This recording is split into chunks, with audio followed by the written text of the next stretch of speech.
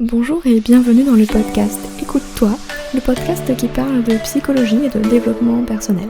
Je suis Aurélie, psychologue et praticienne en hypnose. J'accompagne les femmes en démarche minceur à lever les blocages psychologiques et à reprendre confiance en elles.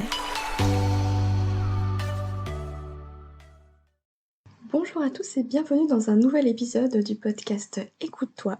Aujourd'hui est un épisode un peu plus particulier car c'est une retranscription du live que j'ai fait sur Instagram.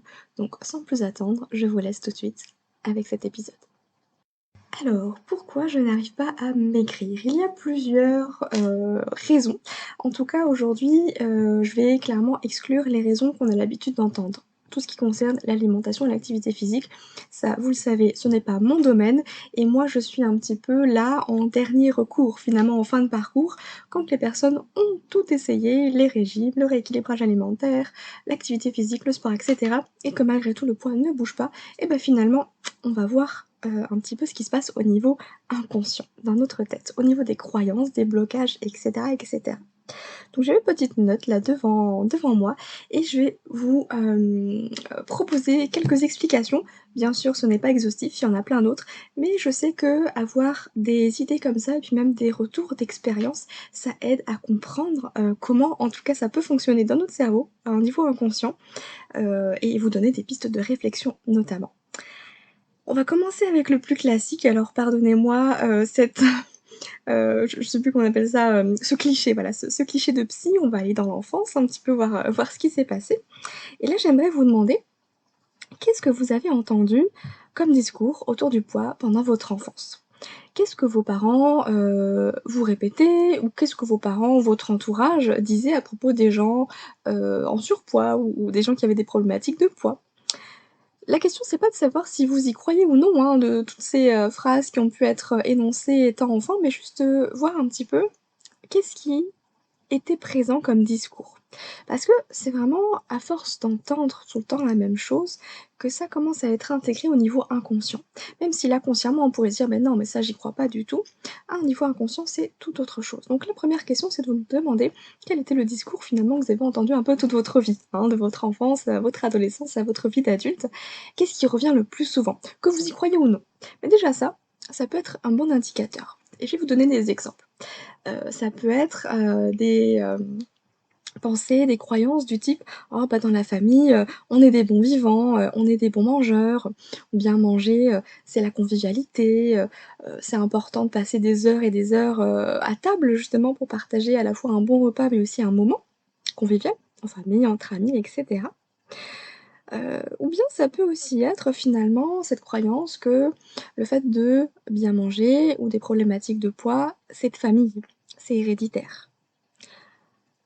Ça, ce sont des croyances, on va dire, positives, hein, l'aspect positif finalement du poids, qui peut être amené de telle manière. Maintenant, il y a des aspects négatifs aussi, des croyances négatives, telles que: «Ah bah, les gens minces de toute façon, ils sont superficiels, ils nous regardent de haut, ils ont confiance et du coup, voilà, ils nous prennent un petit peu pour, n'importe qui» et cetera. Ou bien carrément: «Ah bah, de toute façon, il faut que tu manges, tu es trop maigre, tu vas tomber malade». Un jour, on m'a même dit, moi de mon côté, «Ah mais mange, mange, sinon tu vas disparaître». Ça m'a fait rire cette image, mais vous voyez un petit peu tout ce qu'on peut sous-entendre derrière ce type de phrase, de problématique. Donc du coup, tout ça, ça nous a conditionnés d'une certaine manière et conditionnés surtout à un niveau inconscient parce que ça, c'est des choses, dans lesquelles on a été baignés toute notre vie, donc pour nous, c'est un peu notre normalité. Mais ça joue aussi sur le poids, sur le pourquoi du comment et sur le poids qui est maintenu aujourd'hui. Donc ça, c'était pour l'enfance. Évidemment, il y aurait plein d'autres choses, mais en tout cas, c'est déjà une bonne piste. Maintenant, j'aimerais, parler des expériences qu'on a fait nous, personnellement, en tant qu'être humain. Notamment des expériences qui sont, assez fortes émotionnellement. On pourrait parler de choc émotionnel, de trauma, de traumatisme. Tout simplement parce qu'en fait, l'inconscient peut faire de mauvaises associations quelquefois. Je vous donne 2 exemples. Si vous avez connu des personnes, dans votre entourage, qui ont été gravement malades et qui ont perdu du poids, hein, à la suite de cette maladie et qui ont peut-être même, succombé à leur maladie, hein, qui sont décédés finalement, après avoir perdu du poids à cause de cette maladie, eh bien, au niveau inconscient, le raccourci qui peut être fait, c'est simplement perte de poids égale mort. Ça paraît un peu gros, hein, dit comme ça, mais clairement, l'inconscient, il se dit: «Ouh là, là cette personne elle a perdu beaucoup de poids, et finalement elle en est morte». Alors bien sûr que toutes les personnes qui perdent du poids ne vont pas, mourir, on est bien d'accord, mais à un niveau inconscient, ça peut tout à fait être associé. Donc forcément, si la perte de poids égale danger, danger de mort en plus, qu'est-ce qu'il fait votre corps? Il va tout faire pour vous maintenir avec ce poids, avec ce surpoids. Parce que à contrario, être en surpoids, ça veut dire être en vie, quelque part. Vous voyez, si on prend le contraire. Donc ça, c'était un premier exemple. Deuxième exemple, des personnes, qui ont subi une agression sexuelle, un viol, un attouchement, et cetera, peuvent, par défense, développer, un surpoids pour se protéger. C'est un peu comme si le poids venait nous protéger, dresser une espèce de barrière finalement, de protection contre le monde extérieur pour être sûr d'être protégé. Au-delà de ça, ça peut aussi être, au moins avec le poids, je vais moins attirer l'attention, je vais pas attirer le regard, des hommes, je risque pas à nouveau d'être agressée, d'être violée à ce moment-là. Encore une fois, c'est des choses vraiment inconscientes. Ça se passe à un autre niveau. On va pas se dire consciemment: «Ah bah tiens, je vais prendre du poids comme ça je serai tranquille». Bien sûr que non. Ça se passe vraiment au niveau du cerveau, à un niveau qu'on ne contrôle pas, qu'on ne maîtrise pas et il faut savoir que notre inconscient, il est là pour nous protéger. Il y a toujours une intention positive derrière chaque comportement mis en place. Ce qui fait qu'aujourd'hui, si vous avez, une problématique de poids, si vous êtes en surpoids, vous avez des soucis d'ordre alimentaire et cetera, c'est pas pour rien. À la base, c'était pour vous protéger, ça avait une utilité.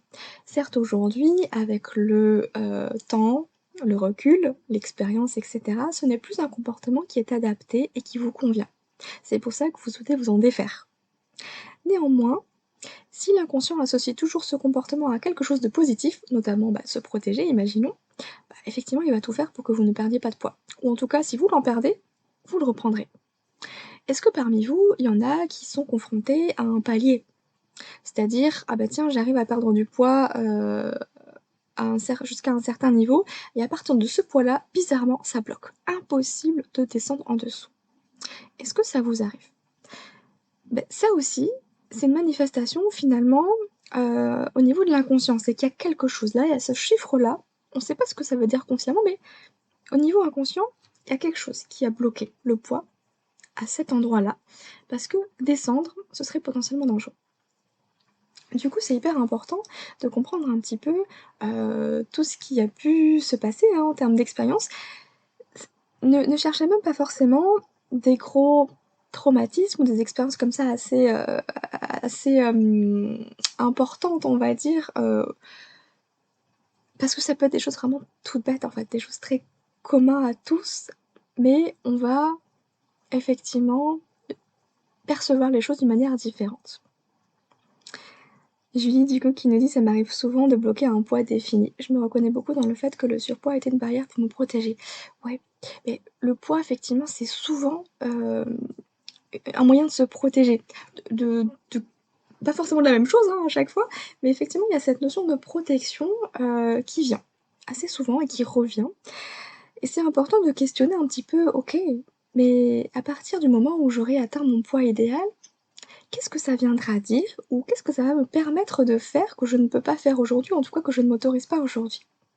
Et là, peut-être que déjà il y aura un petit truc qui va déranger parce que, là, comme ça, on pourrait se dire: si je perds du poids, ce sera merveilleux, il y aura que des bonnes choses, il y aura que des bénéfices». Alors qu'en fait non.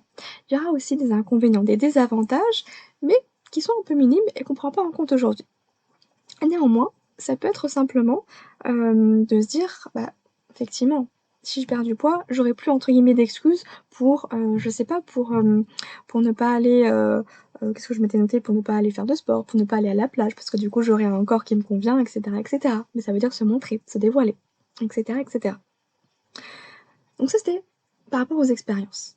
qu'on a vécues, qui vont, nous conditionner, ancrer un peu nos conditionnements et aussi générer, des choses qu'on n'a pas envie de garder aujourd'hui. Mais voilà, faut aller creuser un petit peu, ce qui s'est passé avant pour comprendre le pourquoi du comment. La troisième chose, que j'aimerais aborder avec vous ce soir, c'est les désirs inconscients. Et là, c'est ce que je vous disais tout à l'heure et ça rejoint un petit peu ce mode de protection, hein, que le poids pourrait avoir. C'est de, se dire: «Bah, si je perds du poids, qu'est-ce que ça va engendrer comme comportement de mon côté, mais aussi extérieur?» Je prends un exemple, d'une de mes patientes il y a quelques années, qui, mine de rien, dans cette démarche de perte de poids, le fait de réussir à mincir, ça voulait quand même dire être potentiellement plus attirante. Et être plus attirante, ça veut potentiellement dire attirer le regard d'autres hommes que son conjoint. Et du coup, là, il y avait une petite crainte, une petite peur de se dire: «Mais si du coup on vient m'aborder, est-ce que je serais capable de dire non?» Et là, il y a le thème de l'infidélité finalement qui revient. Est-ce que si je suis plus attirante, forcément, je vais peut-être avoir plus de compliments, plus de personnes qui vont venir, m'aborder et cetera. Mais est-ce que moi je serais capable de dire: «Bah non, je suis bien avec mon conjoint?» La tentation, quelque part. Ça aussi, c'est à prendre en compte. Parce que le fait de se dire qu'il y a potentiellement un danger, à perdre du poids et ça peut être un danger qui ne nous qui n'est pas directement sur nous au niveau, physique, on va dire, mais plus au niveau de, ça va peut-être mettre mon couple en danger. Effectivement, il y a peut-être, intérêt à garder, hem, le poids avec nous. Parce qu'au moins, du coup, on est sûr qu'on va pas changer notre quotidien là maintenant, même s'il ne convient pas à 100. Parce que la zone de confort quand même, c'est beaucoup plus confortable. Autre question, qu'est-ce que le poids vous empêche de faire aujourd'hui? Parce que ça aussi, il y a des personnes qui vont me dire: aujourd'hui, c'est pas tant que le poids m'empêche de faire certaines choses, mais c'est surtout que vous vous empêchez de faire certaines choses à cause du poids. Aller à la plage, faire du sport, pourquoi pas. Dans la vie intime, on n'est pas forcément à l'aise avec son conjoint, et cetera. Et ça, mine de rien, à partir du moment où le poids ne sera plus là, on aura cette excuse en moins, en quelque sorte. Le poids aujourd'hui, c'est comme si ça pouvait nous servir d'excuse pour ne pas aller à la plage parce qu'on n'a pas envie de se mettre en maillot de bain avec, ce corps dans lequel on n'est pas à l'aise. Être dans l'intimité avec son conjoint, on est obligé d'éteindre la lumière parce qu'on n'est plus, rassuré, en confiance comme ça. Mais est-ce que vous pensez vraiment qu'avec, je sais pas, 5, 10, 20 kilos en moins, vous serez plus à l'aise sur la plage, dans l'intimité? Je pense pas. Parce qu'en fait, tout ça, c'est dans la tête. C'est une question de confiance, d'estime et d'image de soi. Et tant qu'on n'a pas travaillé cette image de soi-même, on a beau avoir perdu, je sais pas, 5, 10, 15 kilos, OK, on sera un peu plus à l'aise au niveau des mouvements, hein, au niveau des articulations, du souffle, et cetera. Mais après, tout ce qui se passe à l'intérieur de nous, notre confiance en nous, ça change pas. Parce qu'en fait, c'est pas le poids qui détermine qui on est, ni qui nous donne confiance ou pas. C'est à un autre niveau que ça se passe. Donc le poids, vous voyez, il peut servir de bonne excuse. Et je mets des guillemets, hein, bien sûr, entre bonne excuse, parce qu'encore une fois, c'est inconscient, tout ça. Et maintenant, j'aimerais partir sur les croyances inconscientes. Il y a des fois une sorte de dette, une dette imaginaire qui est en jeu dans cette question de maigrir ou pas. Il y a des personnes pour qui perdre du poids, ce serait presque trahir sa famille. Notamment pour, les personnes qui ont une famille dans laquelle, le poids a toujours fait partie finalement de cette identité. Des familles qui se disent bons mangeurs, bons vivants, effectivement le poids c'est héréditaire et cetera. OK, mais si vous perdez du poids et pas le reste de votre famille, qu'est-ce que ça veut dire? Est-ce que vous allez toujours appartenir finalement à cette famille? Si le poids est un signe d'appartenance, on peut se poser la question. Est-ce qu'ils vont toujours m'aimer si je ne suis plus comme eux? Qu'est-ce qu'ils vont penser de moi Surtout si, la famille a cette croyance que, les gens minces, ils sont superficiels, égoïstes et cetera, ou je ne sais quoi et j'en passe. Là, c'est tout le discours que vous avez pu entendre dans votre enfance. Mais ça peut aussi vouloir dire perdre une partie de ses qualités, de son identité. On peut associer, je sais pas, notre personnalité avec le poids. De se dire: «Tiens, je suis quelqu'un d'assez pétillante, optimiste, dynamique, drôle et cetera. Mais si je perds du poids, je serai plus tout ça». Alors que c'est faux. C'est pas, au niveau de votre corps, hein, que vous allez avoir des qualités, on va dire, en termes de personnalité. C'est pas parce que vous perdez 1 kilogramme, vous allez, perdre, je sais pas, 1 minute d'humour. Ça paraît bête, hein, dit comme ça. Mais c'est le cas, en fait. C'est que des fois, on associe des trucs, inconsciemment, encore une fois, qui n'ont rien à voir. Mais il faut réussir à s'en détacher. Est-ce que vous pensez que si vous perdez du poids, vous allez être quelqu'un de différente? Non. Et là, il y a du bon et du moins bon. OK, si je suis pas quelqu'un de différent, ça veut dire au moins que je peux garder ma personnalité, quelqu'un de sympa, drôle et cetera, super. Mais si je suis pas différente, je vais pas avoir plus confiance en moi. Je vais pas m'accepter davantage.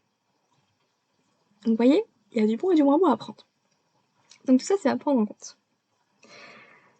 Et c'est ce que je disais aussi tout à l'heure par rapport à cette idée des bonnes excuses, avec ces croyances inconscientes, de se dire: tiens, quand je perdrai tant et tant de kilos, je vais pouvoir, enfin, être en maillot de bain sur la plage, me mettre en maillot de bain sur la plage». Mais en fait, qu'est-ce qui vous empêche de le faire aujourd'hui? Vous. Je vous donne la réponse. C'est vous qui vous empêchez de faire ça aujourd'hui. Alors, vraiment, si vous voulez un peu sortir de ce cercle vicieux quelque part, demandez-vous qu'est-ce que vous vous empêchez de faire aujourd'hui à cause du poids et faites-le. Ou en tout cas, faites un petit pas pour aller vers ça. Pour casser un petit peu ce truc dans lequel on s'enferme par rapport au poids. Et j'aimerais vous parler d'un autre exemple. Des personnes qui se considèrent comme le pilier de la famille, qui sont là pour tout le monde, qui répondent, qui rendent service à tous ceux qui en ont besoin autour d'eux, famille, amis, collègues, et cetera. Tous ceux qui portent les responsabilités, quelque part, sur leurs épaules. À votre avis, est-ce que ce terme, être le pilier de la famille, c'est anodin ou pas? Je trouve que c'est hyper intéressant de s'attarder aussi sur les mots qu'on emploie, sur le langage qu'on va utiliser, parce que c'est très parlant. Et le fait de se considérer comme le pilier de la famille, mais qu'est-ce que ça veut dire? Ça veut dire qu'il faut être assez solide pour supporter tous les problèmes des autres. Et ouais, du coup, faut être assez solide. Le poids, il sert à ça. Le poids, il sert à OK, je tiens bon à ce moment-là. Et c'est là que j'ai envie de vous dire, pensez aussi à vous.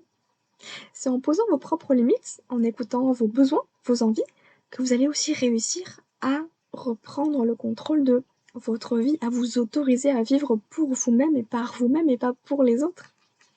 Bien sûr, je sais que c'est plus facile à dire qu'à faire, hein, mais là, je vous donne des petites pistes, bien sûr. Et j'aimerais vous dire, vous partager une petite phrase, une petite citation d'Émile Coué. Vous savez, Émile Coué, c'est celui qui a fait la méthode des affirmations. Hein. Finalement, les affirmations positives, c'est clairement repris d'Émile Coué, hein, mais on a un peu oublié. C'est la fameuse phrase, mince, elle va m'échapper maintenant. Chaque jour, à tous les points de vue, je vais de mieux en mieux. Voilà, l'idée c'est de répéter cette phrase tous les jours pour aller effectivement de mieux en mieux. Alors dit comme ça, effectivement ça paraît un peu magique et impossible, mais c'est pas toute la méthode. Donc bref, on va pas entrer là-dessus, je pense que l'on fera un live vraiment là-dessus dédié la prochaine fois, ce sera vraiment intéressant. J'aimerais vous partager une petite phrase d'Émile Coué qui disait: «L'imaginaire l'emporte toujours sur la volonté». En gros, entre votre conscient et votre inconscient, c'est l'inconscient qui gagne. Tout simplement parce que vous avez beau vous dire: «Mais je veux perdre de poids, je suis motivée, j'ai toute la volonté, je vais faire tout ce qu'il faut» et cetera. OK? Mais ça, c'est une petite partie de vous. Et là, on va passer d'un côté, un peu schizophrène. Dites-vous qu'en fait, à l'intérieur de vous, il y a plusieurs vous, plusieurs parties de vous. Il y a la partie, je sais pas, la partie perso, la partie pro, la partie créative, la partie sportive, la partie gourmande et cetera. Donc du coup, il y a la partie, je sais pas, perso, pro qui veut vraiment perdre du poids. Et d'un autre côté, il y a la partie, sportive et la partie gourmande qui, eux, se disent: «Ah mais non, mais laisse-moi tranquille», finalement. Donc il y a une espèce de conflit intérieur. Et comme c'est toujours l'inconscient qui gagne, beh, tous vos efforts, toute la volonté du monde ne suffit pas pour y arriver. Parce qu'en fait, on est en train de se battre avec soi-même. Donc l'idée, c'est d'aller chercher, voilà, au niveau inconscient, ce qui pourrait faire blocage, d'aller négocier avec toutes ces parties. En hypnose, c'est ce qu'on fait, notamment. On va aller, négocier avec toutes les parties qu'on a à l'intérieur de soi pour, collaborer vers un même objectif. Thérapie qui nous dit: «Sois forte ma fille» ou encore «Ça me gonfle». Exactement. J'allais revenir justement sur ces fameuses expressions qui sont tellement parlantes et j'aime bien les partager parce que du coup, c'est là qu'on se rend compte: «Ah ouais, quand même, c'est ce que je me dis tout le temps, en fait» et c'est pas anodin. Et ces fameuses phrases, alors je me les suis notées. Effectivement, ça me gonfle, ça me pèse, ça me bouffe, j'en ai plein le dos, je prends sur moi. Tout ça, c'est pas pour rien. Moi, je suis persuadée, que tout est lié, corps et esprit. Je sais pas si vous regardez souvent la symbolique finalement des mots physiques. Voilà, j'ai mal au dos, tiens, qu'est-ce que ça veut dire quand j'ai mal aux épaules ou quand j'ai mal plutôt en bas du dos? Je dis pas que c'est, une vérité absolue. Néanmoins, ça peut donner des petites pistes pour se dire: «Ah tiens, effectivement, ça me parle carrément» et je trouve que c'est tellement intéressant pour aller débloquer ou aller vers des situations auxquelles on n'aurait pas du tout pensé consciemment finalement. Parce que le corps parle, mais on n'a pas le mode d'emploi en fait. Il parle une langue étrangère, notre corps. L'idée c'est de pouvoir l'écouter et se reconnecter à lui pour effectivement en faire notre allié et ne pas en faire notre ennemi comme on a tendance à le faire dans cette démarche minceur, d'aller contre lui, de pas l'écouter, de l'affamer, de le priver et puis en plus de le culpabiliser, de le martyriser, et cetera et j'en passe. Ouais, décodage biologique du symptôme. Je trouve ça tellement intéressant, la psychosomatique et tout. C'est hyper parlant.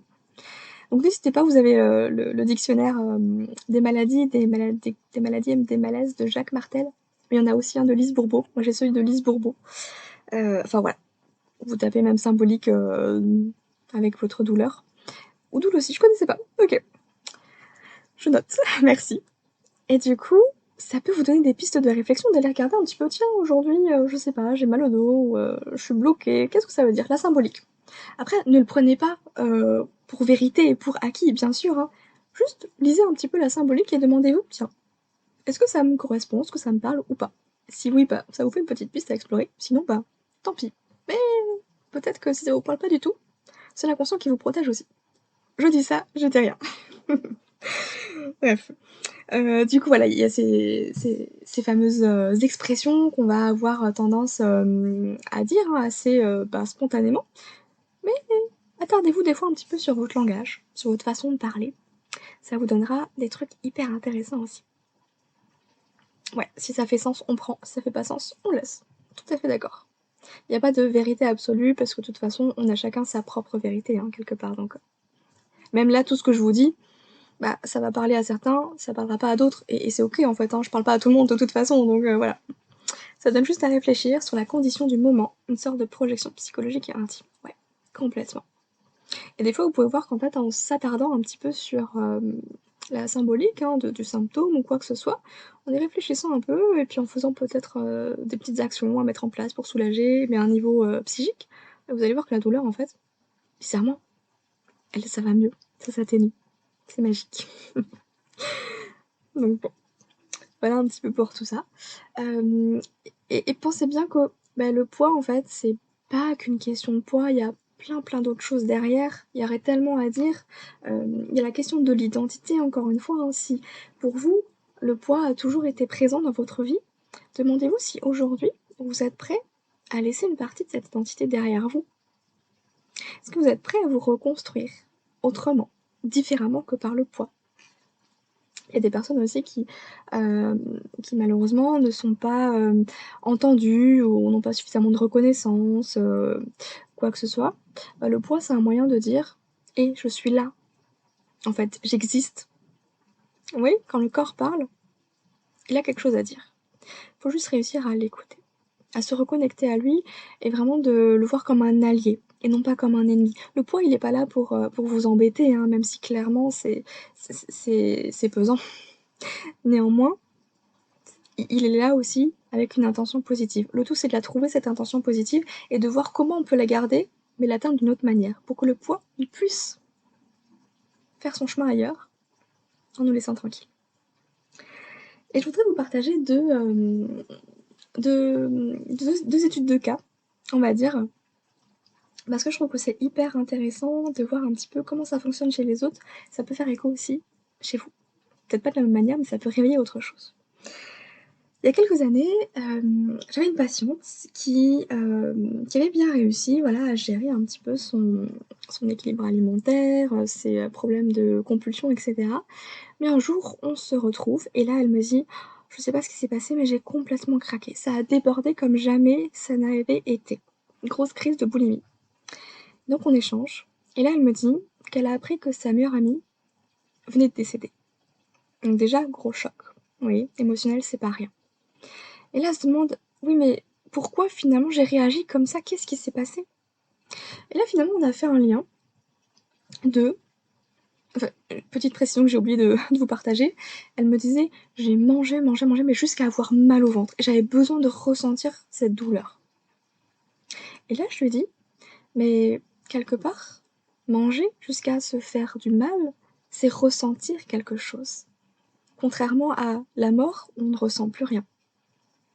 Et là, effectivement, ça a fait sens pour elle. Elle s'est dit: «Effectivement, là, j'étais confrontée à la mort et la seule façon de me sentir en vie, c'était de me faire du mal pour ressentir quelque chose, qu'importe ce que c'était en fait. Elle avait juste besoin de ressentir quelque chose physiquement. Et c'est passé par l'alimentation. Il y a des choses comme ça qui prennent tout leur sens en mettant des mots dessus et en se détachant vraiment du but premier en fait, juste de manger. C'est autre chose derrière. Et la deuxième histoire que j'aimerais vous raconter, elle n'est pas de moi, mais j'ai trouvé géniale. C'est d'une hypnothérapeute qui s'appelle Catherine Romanoff. Je sais pas si vous la connaissez. En tout cas, je vous invite à découvrir parce que je trouve que son travail est super intéressant. Elle partageait dans un épisode de podcast où elle avait été interviewée qu'il y a une personne en surpoids du coup qui venait la voir avec cette problématique, cette envie hein, de maigrir et qui lui disait: «Ah ben moi je mange le matin même si j'ai pas faim pour tenir le coup». Ouais, c'était ça. Parce qu'il faut que je tienne le coup. Et puis, bah, pareil, lui poser la question: «Est-ce qu'à midi, quand vous mangez, c'est parce que vous avez faim?» «Non, j'ai pas faim, mais il faut que je tienne le coup, alors je mange».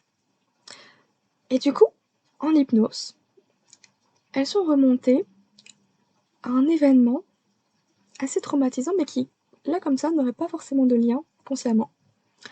Où, étant petite, je crois que c'était vers 4-5 ans, enfin voilà, elle était très très jeune, elle a eu un accident de voiture avec sa mère, il me semble. Et c'est la seule à être restée consciente pendant cet accident. Et quand les pompiers sont arrivés, bah, c'est elle qui a tout raconté. Donc en fait, elle a tenu le coup.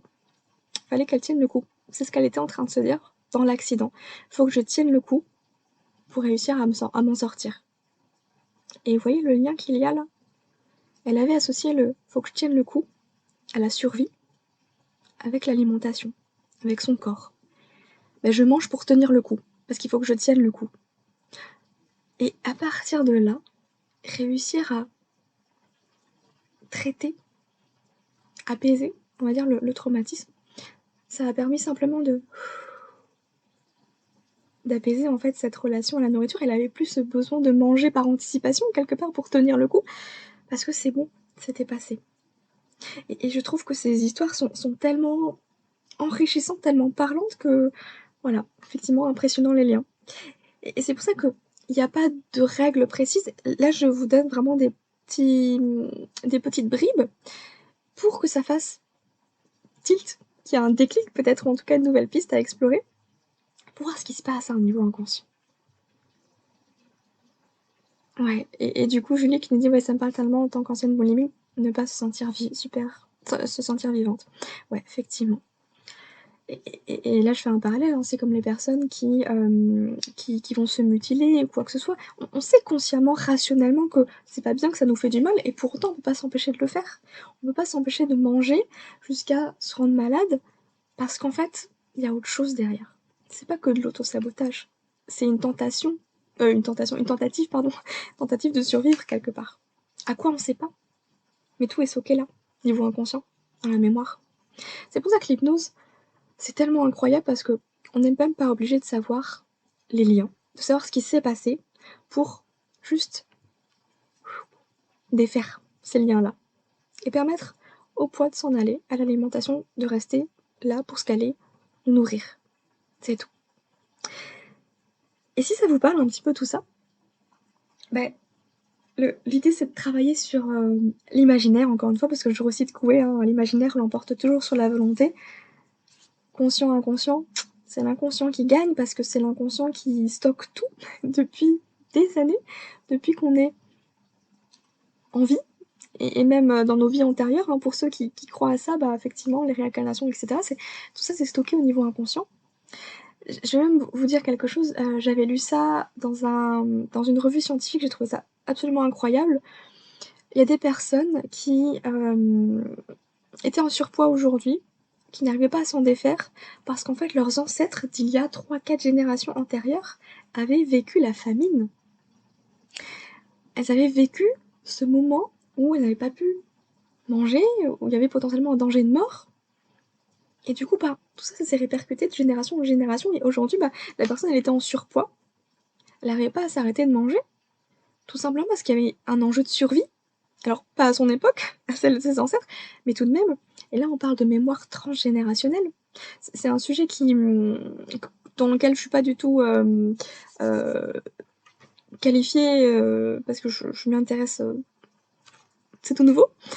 Néanmoins, j'ai trouvé ça incroyable. Il y a tellement de pistes à explorer que j'avais envie de les partager avec vous.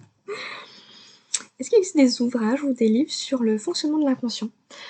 Alors, le fonctionnement de l'inconscient, moi je penserais tout de suite à l'auto-hypnose, finalement, pour comprendre un petit peu comment ça marche. Et il y a des livres hein, sur l'auto-hypnose pour maigrir, notamment. Il y a Sandrine Belmont qui a fait un livre sur l'auto-hypnose pour maigrir. Il y a cette fameuse Catherine Roumanoff, dont je vous parlais aussi, qui a fait un livre sur les 5 secrets pour maigrir avec l'hypnose. Donc je l'ai pas encore lu, je l'ai là-bas là sur ma table. Ça a l'air juste génial, donc j'ai juste hâte de me mettre dedans. J'ai commandé plein d'ouvrages là pour alimenter un peu ma culture aussi par rapport à ça. Et je pense que je vous les partagerai au fur et à mesure, hein, voilà, pour vous faire des retours et que vous ayez aussi matière, vous, à travailler de votre côté sur l'inconscient, sur tout ce qu'il pourrait y avoir au niveau blocage, etc. Et d'ailleurs, je parle du poids aujourd'hui, mais c'est même pas que par rapport au poids, hein, c'est par rapport à tout, plein de choses.